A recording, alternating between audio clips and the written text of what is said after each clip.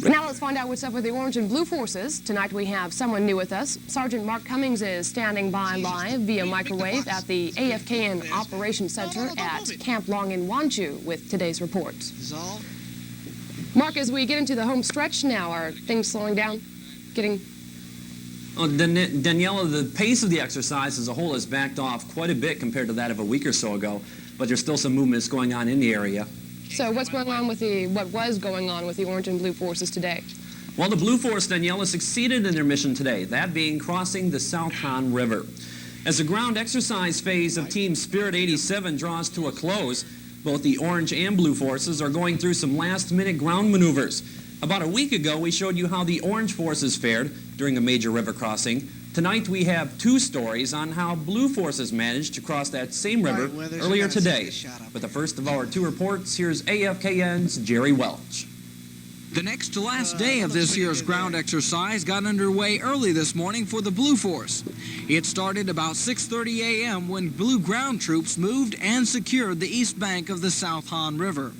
That made it possible for Blue Force engineers to safely enter the area and conduct river crossings at numerous locations.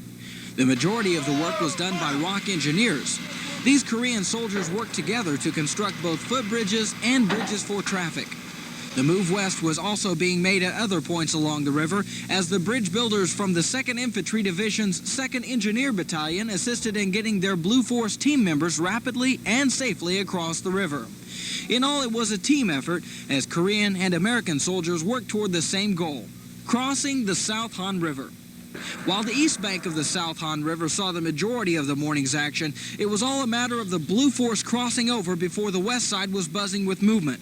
AFKN's Joe Connelly was with the Blue Force when they crossed, and now he has this report. For the second time in as many weeks, the Nam Han River was crossed by participants in this year's exercise. The Blue Force sent elements of their armor battalions through the current near Yeoju. The armor column met little resistance as it navigated toward the bank. The company commander of one of the units that crossed says he used one of the few predetermined crossing points and that it was chosen for a reason. The site is you see how we can maneuver our mech forces around. We've got about 3 or 4 sites to cross. It's trying to give deception plan to different sites. And this was picked because of the water and tactical feasibility of tracks and tanks coming across. When the tracks once again returned to dry ground, they began moving out and securing new positions along the river. Airman Joe Connelly, AFKN News, near Yeoju. Being able to commute from one place to another is a must for mission accomplishment. There's a group of National Guardsmen and Army Reservists currently in country who are doing their part in providing transportation for this year's exercise. As AFKN's Brady Shoemaker tells us, they're doing this even though they're a long, long way from home.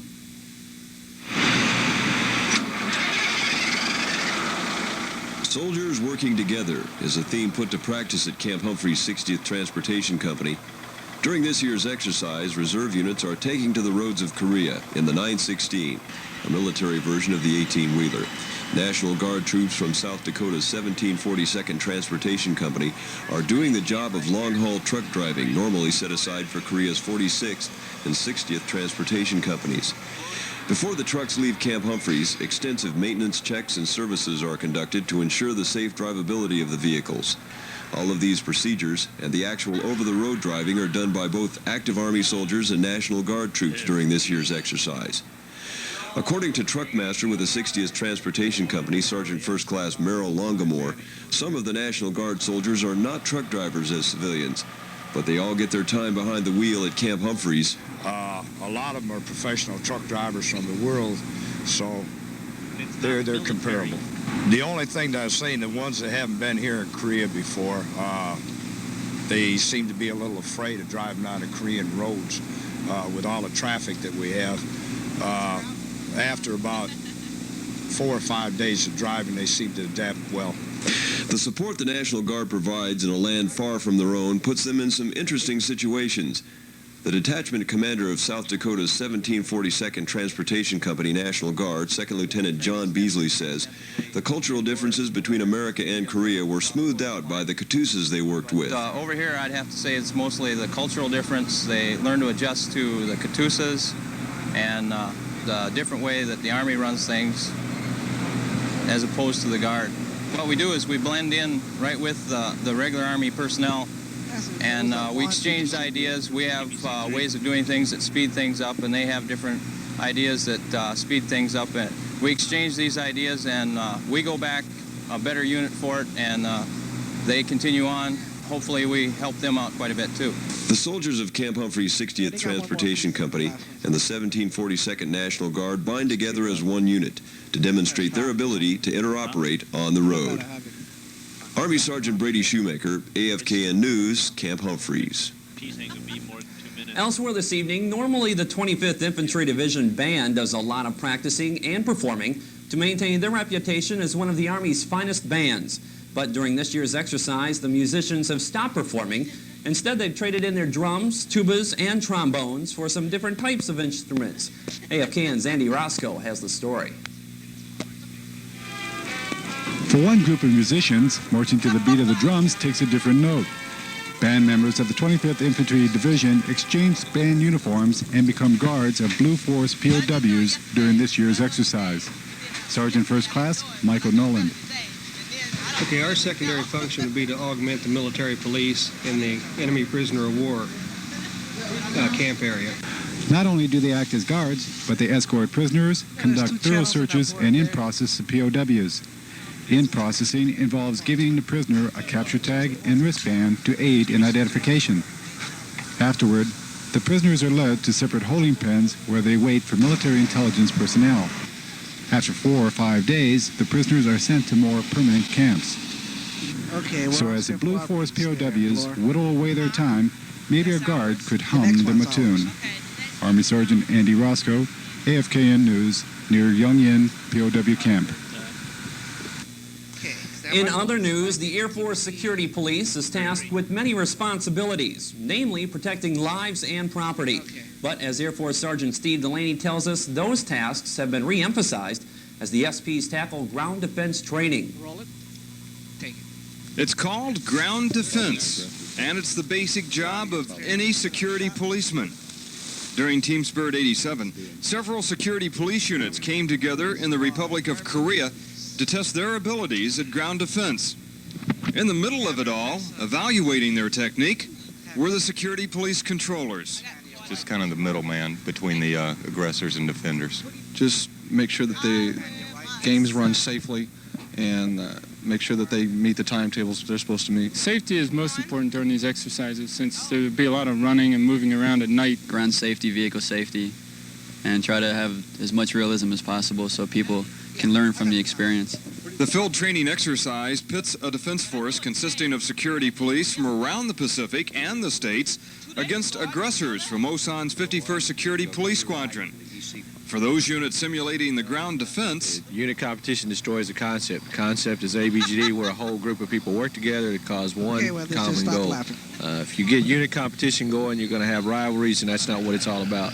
According to the controllers, that competition is great for sharpening skills, but for working with other units to protect a valuable asset, teamwork is the order of the day.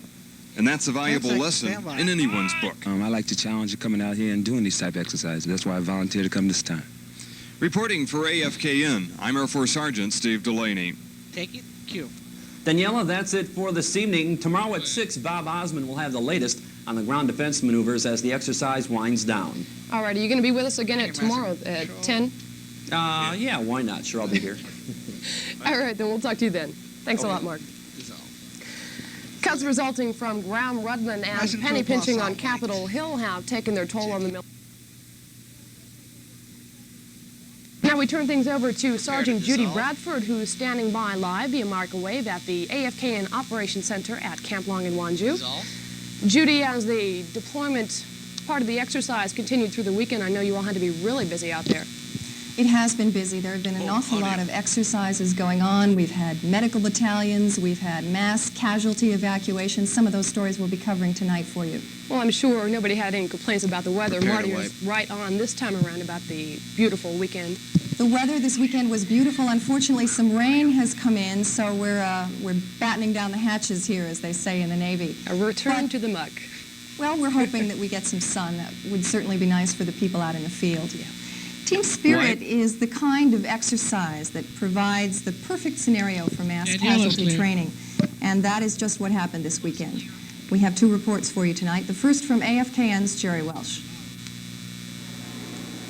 In an environment, seconds can mean life or death. In this year's Team Spirit, the 2nd Medical Battalion is training to take simulated field casualties brought in by ambulances, stabilize them, then get them to the nearest hospital. Injured soldiers are actually volunteers who are dressed up to show a wide range of wounds. The doctors, nurses, and medical staff see the worst of the wounded, and they prepare to deal with it. Emergency surgery is done as needed, such as amputations, suturing, and transfusions of life-giving blood. It's demanding, stressful work, but the training is its own reward. And this exercise isn't the only chance the 2nd Medical Battalion has to practice their life-saving craft. Often medical units like this one are only a few miles behind the front lines, and that makes their job a dangerous one. But often the teams wouldn't have time to think about that because they would be too busy saving lives. During this one day in the annual training exercise, the 2nd Medical Battalion treated 110 wounded soldiers suffering such simulated injuries as detached limbs and severe head wounds. Once the patch-up work is finished here, the wounded are flown on to an evacuation hospital for further medical attention. And that's where Air Force Sergeant Mike Hartman picks up the story. In 30 minutes, the simulated wounded arrive at the 129th Evacuation Hospital near Suwon. Their team stand by to unload the precious cargo and begin the advanced care. Speed with care is the videos from them. Quickly waited for loading aboard a truck that will take them to the main triage area. I know. Here, medical teams evaluate the situation and quickly assign medical priorities. The 129th has the facilities to perform vital surgery, X-ray, and other medical functions while monitoring each case constantly for any change in their condition. The tent hospital has limited space, but no matter. Not long after their arrival, the patients are properly stabilized for the next leg in their journey. Special medical transport buses await, and after careful loading, they're off to Suwon Air Base, where Air Force transports are standing by to take them to a permanent medical facility. Why? Air Force Sergeant Mike Hartman, AFKN News, near Suwon. What kind of calls? Training medical teams to respond when there's no real medical emergency sometimes takes a bit of creativity. We'll see a little bit of that in our next story from AFKN's Mark Cummings. Bruce did the same thing. If they say it's on NBC, I don't understand what the problem is. And realistic, I can't talk about it and now. it's all that and more. It's called moulage, a French word meaning to mold or to cast. And that's what these I watched you guys playing with it before. They do a good job. Division's Made me want 2nd to Medical Battalion do. Making these combat wounds look realistic takes skill. Is this your last piece First, of video? of course, you need a willing volunteer. Okay. Then, from a large box of plastic forms, the designer selects the kind of wound he'll use. There is everything from bruises and burns to lacerations and severed limbs. Whatever the scenario calls for, Moulage Operations OIC 2nd Lieutenant Donald Bacon says can be created. Imagination is the answer to moulaging. There's a few techniques that you have to learn, but after you learn those couple techniques and you perfect them, the only thing that's limiting the type of injury or the grossness or the amount of blood that's on the injury is that person's imagination and what they actually think that wound should look like. The tools of the trade include strap-on plastic wound forms, dyes for simulating blood, for turning skin blue, as if it were oxygen-starved, and dark colors to simulate contamination from soil Sean, they or have sand. one more piece of video Clay after is this. also During used that to turn piece, we will perfectly pause good our fingers and Wonju toes piece. into useless stubs. Making the exercise realistic Make is me an a leopard. important consideration. It gives the training soldier a sense of urgency that he or she would face in the battlefield. Is it hot it's down even there, more Karen? important here because, according to Lieutenant Bacon, None of his medical personnel have ever been in a combat situation. So the artists work hard to bring a sense of realism to the makeshift classroom. And at times, that hard work can produce that ultimate compliment. Get somebody going, oh, God, that's sick, or God, you're going to make me sick. That's kind of like, that's that's motivating. Just like coming up and patting somebody in the back and saying, hey, because you know that's what you wanted it to look like, or that's what you wanted the reaction to be when you see it. Creating wounds is not usually a part of a medic's training, but in this case, Bacon says, it serves the soldiers well. Army Sergeant Mark Cummings, AFKN News, near Yongsan. That's our report for tonight, Daniela. Tomorrow, Bob Osman takes a look at the rolling new video. replacements for the 2nd Infantry Battalion. They're heading straight to the field from their airport arrival site. You know, it's a good thing that you didn't show that earlier one about Moulage around 6 o'clock at dinner time. That was rough. I almost had to get up and leave the set. That was rough. Okay, thanks a lot. We'll see you tomorrow. Good night. And dissolve later. In other news, Rhyme and having good timing are both essential elements of training. Tonight, AFKN's Joe Connelly files this report on the 305th Supply and Services Company saving valuable time and using expertly orchestrated operations to get their job done faster and safer. When a mission calls for speed, the crews don't have time to waste. Normally when a helicopter needs fuel, the pilot shuts off the engine and allows it to cool down. This takes valuable time away from the mission. There are several units throughout Korea that cut the time in half, though. These hot refueling points refill the choppers while the engines are still running. One of the points is operated by the 305th Service and Supply Company. The officer in charge of the Moonmach operation, 2nd Lieutenant Paige Thorner, explains their mission. We're tasked to run a hot refuel, so in a time of war situation, when there's not a lot of time, the aircraft can come in.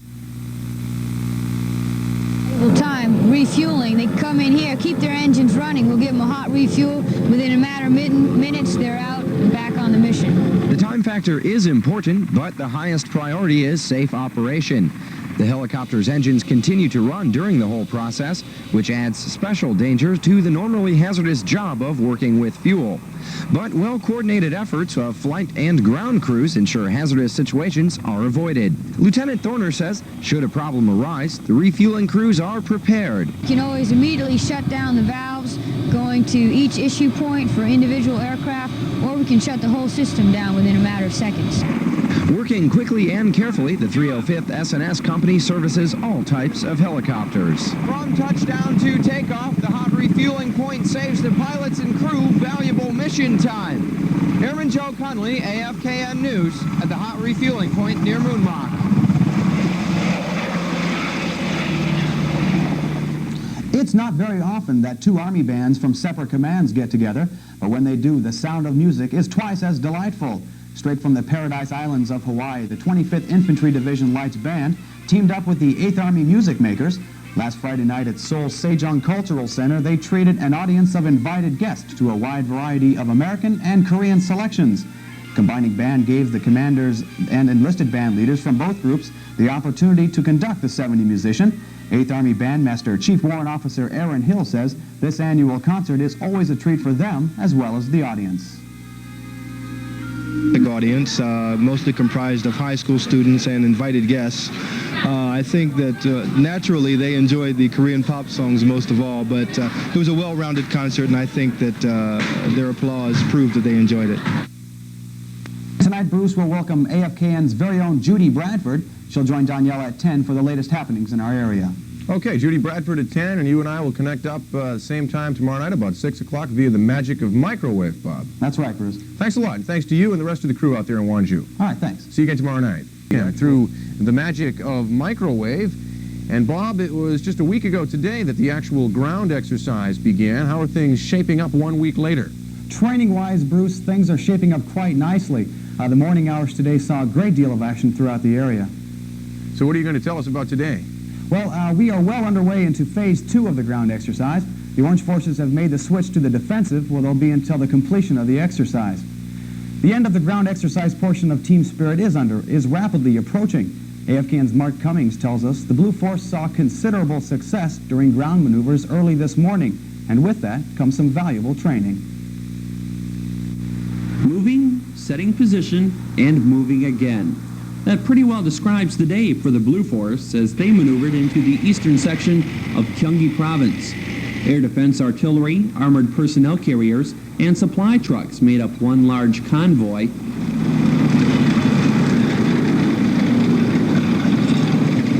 And as soon as a good defensive position was spotted, the tanks and field artillery guns set up shop and real-world training begins. Marksmen practiced setting sights and gun crews responded. Specialist Marvis Johnson of the 2nd Infantry Division's 8th Battalion, 8th Field Artillery says that in spite of the rain and the mud, the exercise has thus far been worthwhile. I'm learning my job pretty well, training a few other soldiers, getting to know each other better. I respect everything that's happening, and it's very unique. Training such as this gives senior and even junior NCOs a chance to work with new members of the unit and bring them up to speed. For Gunner Specialist Reginald Thomas, practice is an important part of his job, being ready to go. Well, to me, it's very important to the soldiers because it helps them, realize if we're ever called out in a real situation, what we may have to do, to defend our country and help the Republic of Korea. In an exercise like this, the Blue Force relies on interoperability between Korean and American soldiers in being able to move effectively. The training received today will be valued for some time, especially if the two militaries ever have to become and work as one again. Army Sergeant Mark Cummings, AFKN News, near Moonmark. Most soldiers arriving in Korea have the luxury of spending their in-processing time with all the comforts of home. During Team Spirit, newly assigned soldiers of the 2nd Infantry Division are spending their in-processing time at a faster pace, though. AFKN's Andy Rosco files this report on the Indian Head Division's rapid redeployment system, sending soldiers straight from the plane to their units in the field in a very short span of time. Right. Replenishing the Blue Forces of the 2nd Infantry Division during this year's exercise is an ongoing process. Rapid deployment of fresh troops from the States provides the added manpower needed to continue a defensive posture. Within 48 hours of soldiers' arrival, they're ready for the Korean field environment. After only a brief in-processing, the troops are geared up and ready to go to their assigned units in their exercise area. Before moving out, the replacements are greeted by a band and an enthusiastic welcome from the 2nd ID Commander, Major General Jack B. Ferris, Jr. And I think that you'll form the same opinion that I did after being here a few weeks, that you are in a very well-trained division, a division that has higher standards than probably any other one that you'll ever be. For some newcomers, the 48-hour transition from being stateside to a Korean field environment can leave them in a cultural shock. Specialist 4, Brian Tackett. Well, it's definitely different. It's, different way of life. I've never seen, nothing like this before. Tackett also added what his expectations are for his tour. Well, I'll see as much as I can, try to learn their customs and stuff, learn much as I can while I'm here, get to know the people. Having that time won't be a problem, however, because these troops will be here long after the exercise. Replacing troops is done rapidly. Recovering from jet lag may take the soldiers longer. Army Sergeant Andy Rosco, AFKN News, in the field with the 2nd Division. Tactical Operations Centers, or TOCs, are the hub of communications for a unit. Operational security is a must in or around the TOC. Occasionally there comes a time when the TOC must jump or move its entire operation to another location. AFKN's Brady Shoemaker has this report on the Combined Field Army's Tactical Operations Center. Testing the idea of change.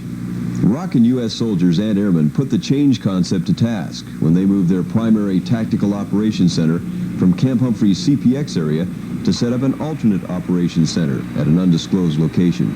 According to the Assistant Operations Officer of C3 Combined Field Army, Major John Fye, the act of moving the Tactical Operations Center was made more interesting because this is the first year the Combined Field Army has acted as headquarters for game forces during exercises like this year's. Normally CFA has played the role of as controller headquarters. I believe they have acted as a player controlling headquarters before, but this is the first time in quite a while. we have actually assumed control of forces for Team Spirit. Well, we moved from the primary to the alternate CP as a means of survivability. This is, again, the first time that we have done something like this, assuming operations of the Field Army from an alternate location. Right now we are testing our alternate CP concept, and we're getting some good information as how this thing will operate. The U.S. Air Force assisted the Combined Field Army by providing communications between Army and direct support aircraft. Tech Sergeant Obi Odom, Band Chief with the 604th Direct Air Support Squadron, explains some of the things they do for the Army. We provide the voice channels from the band here over there so that they can use it to be able to talk to the planes at different bases. Somebody has provided communication, so we do it. We stay out in the field quite a bit. In this case here, all we're doing is trying to provide communications for our air support operations center. Well, they provide the direct air support to be able to bring the planes in wherever they need to go to help out the Army. Movement is a vital part of any joint operations here in Korea, and members of the Combined Field Army put the idea to test during this year's exercise. Army Sergeant Brady Shoemaker, AFKN News, Camp Humphreys. No matter how well prepared, supplied, or equipped any Marine unit operating in a field environment may be, there's always the need for the vehicle specialist of the Marine Corps' 3rd Force Service Support Group. They provide maintenance and repair for the wheeled and tracked vehicles that keep the 3rd Marine Amphibious Force on the move. Marine Staff Sergeant Bruce Hansberry has this report. It certainly isn't like closing the hood on your favorite set of wheels back home, but buttoning up the engine compartment of an M60A1 tank after going through the power plant in quick order and rebuilding the final drives in just a few short hours is almost next to child play for these mechanics and maintenance Marines now serving in the Republic of Korea as part of the annual Team Spirit exercise. Staff Sergeant Claude Judy of Mobile Det BSSG 9 says the work is hard, but the results are well worth the effort. It's a big mission. We're covering, well, we're supporting 4 battalions. What we have here behind us is an 88 and a R7 and a wrecker, and we support anybody. Anybody needs help to get them on there, whether it's welding, boom capabilities, or wenching out, getting things stuck. We do it all. I think it's real important. I think we keep a lot of things going and keep things up on the front line. If things go down, they got to get back up there, and we're doing everything that's possible to get it up there. Training such as that now being conducted in the coastal areas of Central Korea can be especially hard on even the most sturdy heavy equipment. But when the irresistible force meets that immovable object miles from the nearest help, the Marines of the recovery team answer the call. For SAT News, I'm Marine Staff Sergeant Bruce Hansberry. And tonight at 10, Bruce, AFKN's Judy Bradford will join Daniela through the magic of microwave, as you like to put it. Huh? They'll be taking a look at a lot more of the action-packed training in the area. And, Bob, speaking of magic, it's nice to know that you can get a good haircut at Camp Long in Wonju. You complimented me on mine about 2 weeks ago or whenever it was, and tonight I'll compliment you on yours, you and your barber, on that haircut. That's nice. Even in the field, you can get a good haircut, Bruce. Okay, thanks a lot, Bob. We'll see you tomorrow night. All right, Bruce. Appreciate it.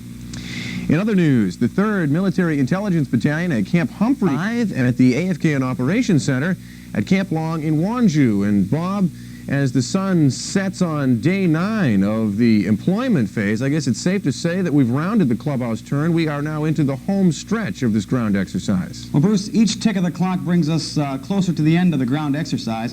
Today's action was fast-paced. The Blue Forces began their maneuvers early again this morning and continued throughout the day. And from talking with you earlier, I know we have a veritable potpourri of reports on the ground exercise tonight. A variety of activities took place today, Bruce.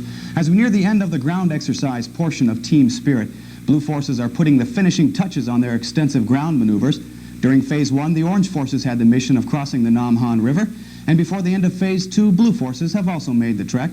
We have 2 reports on the river crossings. We begin first with AFKN's Mark Cummings. The next to last day of this year's ground exercise got underway early this morning for the Blue Force. It started about 6:30 when Blue ground troops moved and secured the east bank of the Namhan River. That made it possible for Blue Force engineers to safely enter the area and conduct river crossings at numerous locations. The majority of the work was done by ROK engineers. These Korean soldiers worked together to construct both footbridges and bridges for traffic. The move west was also being made at other points along the river, as the bridge builders from the 2nd Infantry Division's 2nd Engineer Battalion assisted in getting their Blue Force team members rapidly and safely across the river. In all, it was a team effort, as Korean and American soldiers worked toward the same goal, crossing the Namhan River. While the east bank of the Namhan River saw the majority of the morning's action, it was all a matter of the Blue Force crossing over before the west side was buzzing with movement. AFKN's Joe Connelly was with the Blue Force as they crossed over, and he files this report. For the second time in as many weeks, the Namhan River was crossed by participants in this year's exercise. The Blue Force sent elements of their armored battalions through the current near Wonju. The armored column met little resistance as it navigated toward the bank.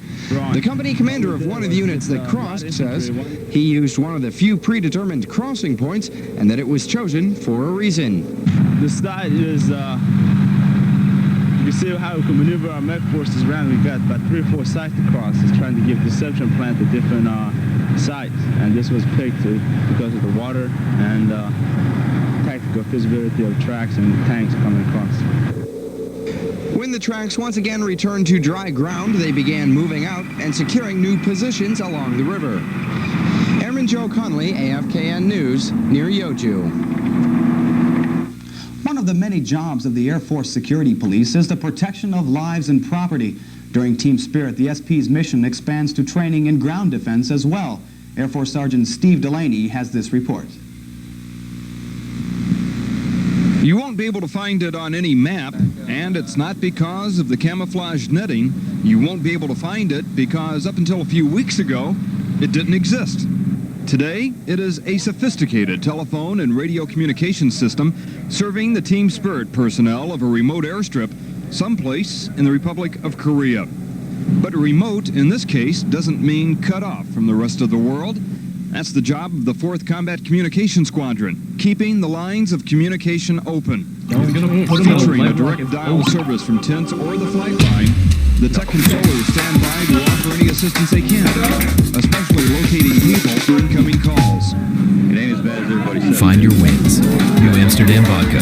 Beer tent, got movies. We do have a bus service going to Olson. So if you do get a break, you get to go into Osman for the day, or if you get 2 days off, you can spend the night there. But it's no party for these people. The average workday is 12 to 14 hours.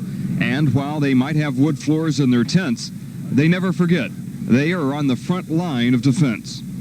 Most of the people of the 4th CCS spend a large amount of their time deployed. So the work they perform in the field is nothing new. But what will they remember of their time here? Spending $600, no, son? Ah, yes. Shopping in the Republic of Korea. But that's another story. Reporting for AFKN, I'm Air Force Sergeant Steve Delaney. That's obviously the wrong report. We apologize for that. Transportation is vital to any mission, let alone an exercise like Team Spirit. AFKN's Brady Shoemaker has this report on how members of the Army National Guard and Army Reserves had the opportunity to do their thing in a new environment.